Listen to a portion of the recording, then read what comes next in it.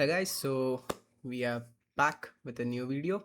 So in this video, our goal will be to understand how we can spawn Go routines in Golang, and what all things we should consider when we are spawning Go routines, and how to wait for Go routines to do their job. Okay, and yeah, we will see all the problems that like the basic problem we get while spawning Go routines. So in my last video, as you can see here, we understand like how exactly your code works inside your system, the concepts of caches, address generation unit, ALUs, SIMD, memory management units, and how your system is doped with with lots of caches. So in this video, we will start off with understanding how to write Golang code to spawn Go routines and what all things we should have in your mind. Okay. So the agenda for this video is that we will be creating a main.go file. Okay. And inside that we will spawn some Go routines. Okay. Now, when we are creating this main.go file and when we are actually running it, okay, so then we are essentially creating a process. Now in this process we essentially have a main thread. Okay, now this main thread is responsible for executing your code blocks, and when we are spawning Go routines, they are created adjacent to this main thread. So something like this. So let's say Go routine 1, and when we are spawning multiple Go routines, they are all of them are created adjacent to main thread. So let's say g of n if we have multiple Go routines. Now the main problem that we have is, if the main thread, since all of this are created as a sidecar design pattern, which basically means that we spawn one thread and adjacent to it we are spawning multiple Go routines. So if the main thread it completes the task and it exits out from the process, then the process automatically terminates all these Go routines. Let me change the color. Okay, so if this guy exits, then all of this Go routine will automatically will be terminated.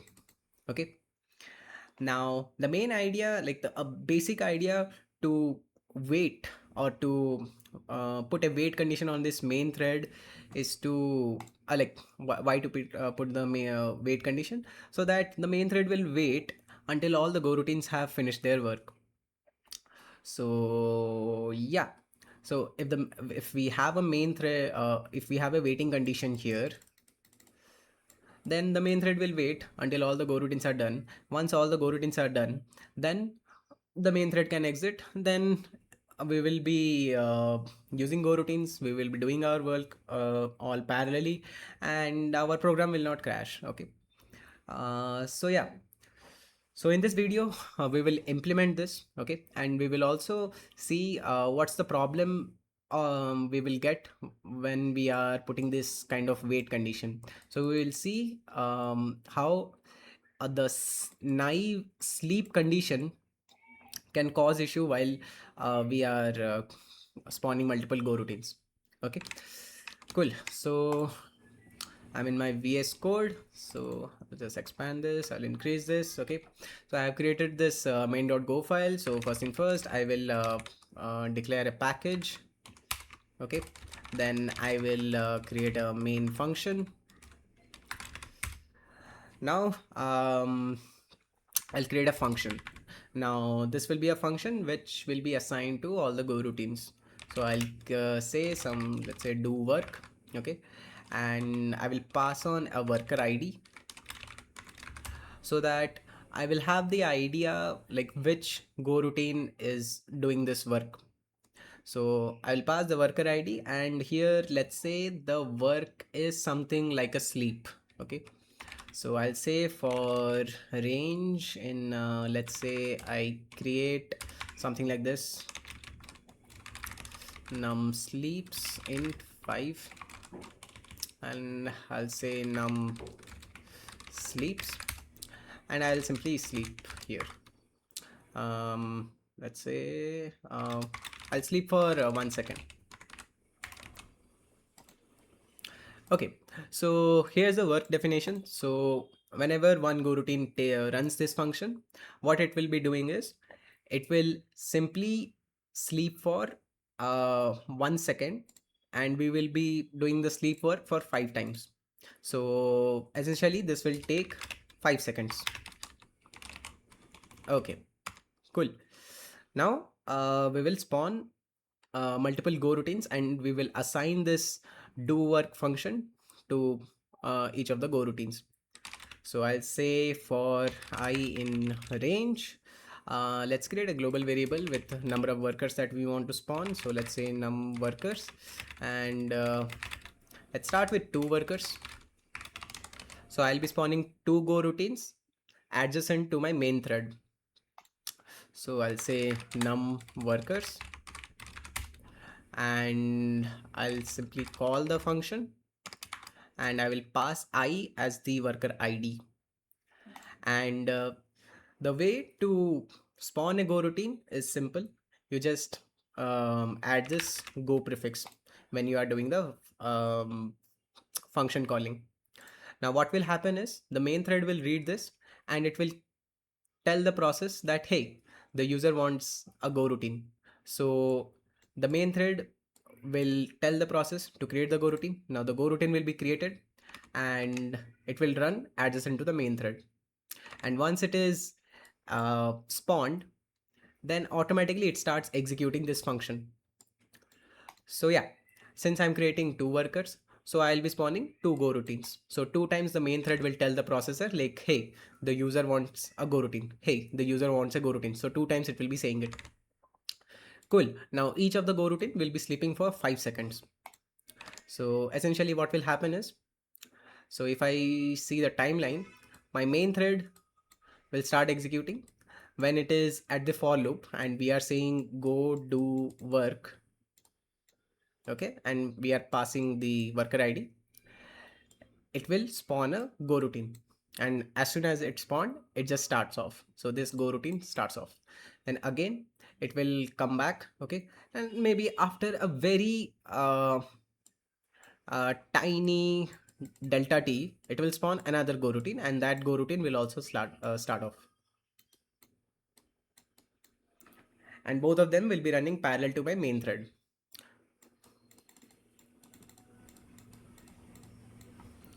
Cool. Now since both of this will be taking 5 seconds of time, so my g1 will be taking 5 seconds, my g2 will also be taking 5 seconds.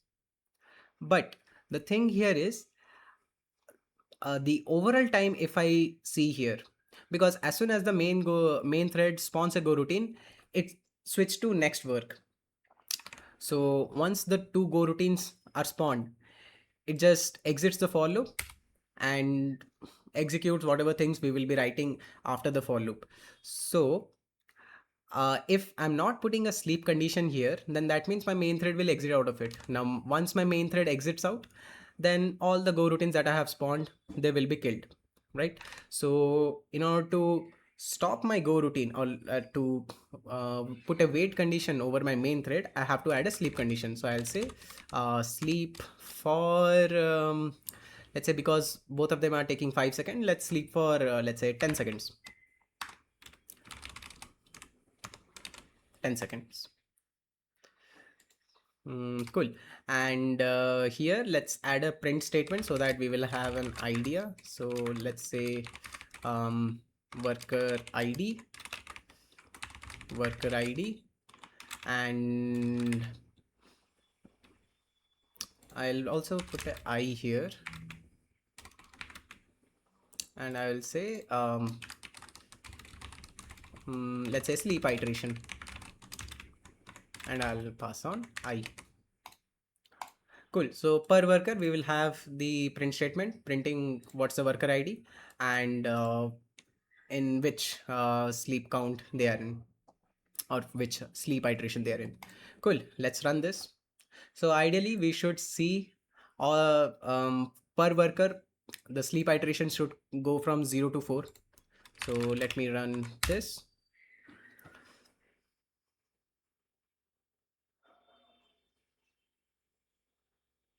Now you can see, like, since I have put 10 seconds, so when both of them are done within the 5 second window, I waited additional 5 seconds for my main thread.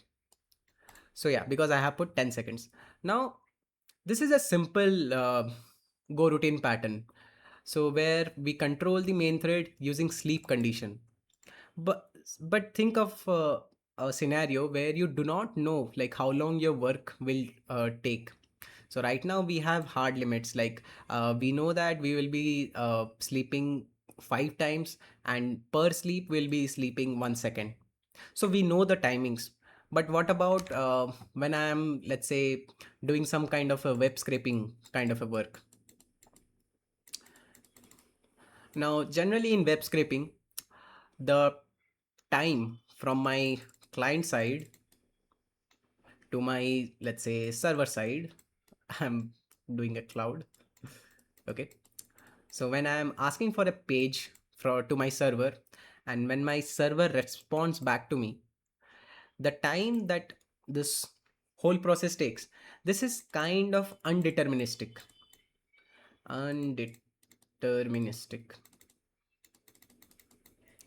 since I don't know like how long it will take. Because let's say I'm pinging the server and I hit the rate limit. What the server will do is it will put a sleep on this IP address of mine, and it will say that, hey, you have crossed the rate limit, please wait for 2 minutes. If on the client side I have a sleeping mechanism after failure, let's say sleep after failure,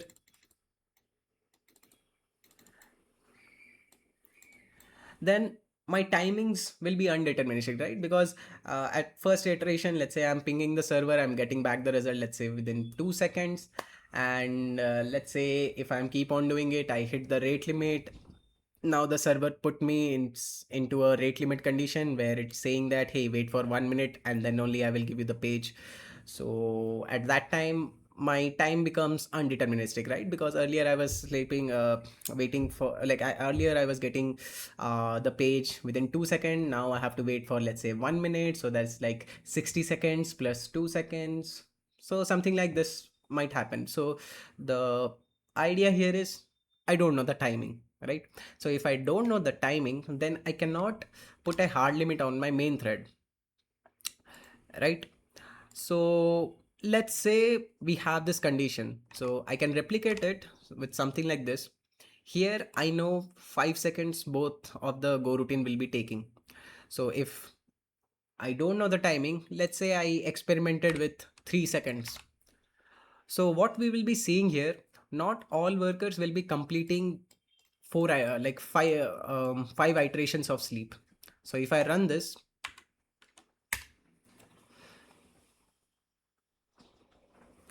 boom.